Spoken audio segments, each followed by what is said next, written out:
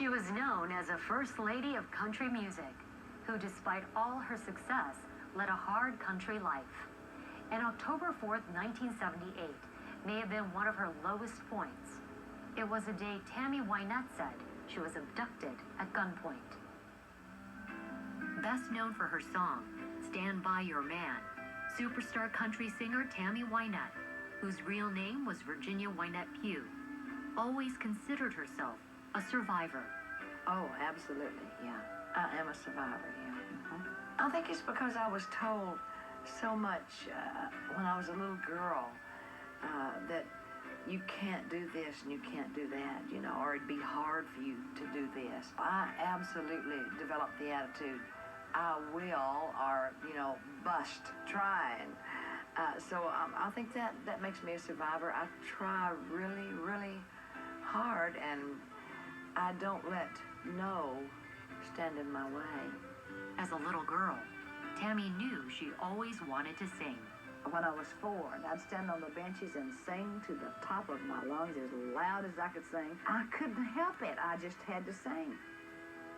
Her dream came true as a divorced mom of 3 after moving to Nashville in 1966 and landing a contract with Epic Records.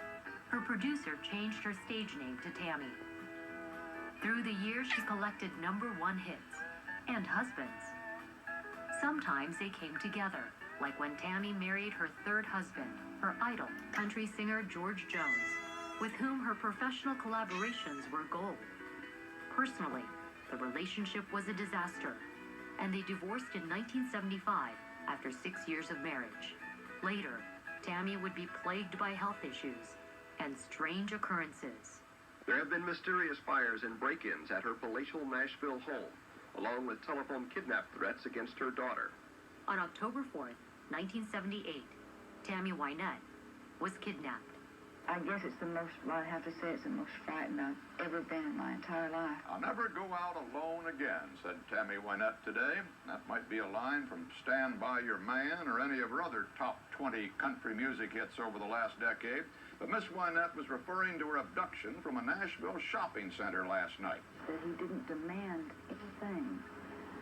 I offered him, as I said before, credit cards, the car, anything if he would just let me out with my life. But the only thing he ever said to me was one word: drive. She was released along this dirt road 80 miles south of Nashville. It was found by Mrs. Junette Young and her son. They said Miss Wynette was coughing and gasping for breath and had a pair of pantyhose tightly wrapped around her neck. She said to me, she said, this man has tried to kill me. He's got, well, I'm Tammy Wynette first, and she said, this man has tried to kill me. He's put something around my throat. Today, Miss Wynette said she still does not know why she was kidnapped. When he finally stopped the car, he took the gun in his left hand, opened the door, and pulled me out from the other side of the car.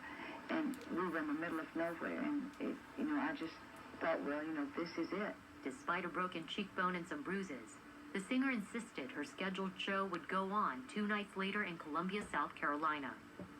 Police described the abduction as puzzling. Some thought it was a publicity stunt. Others thought that one of her husbands may have been involved. No one was ever caught. On April 6, 1998, the country music star died in her sleep, without the truth of her abduction ever being resolved. As we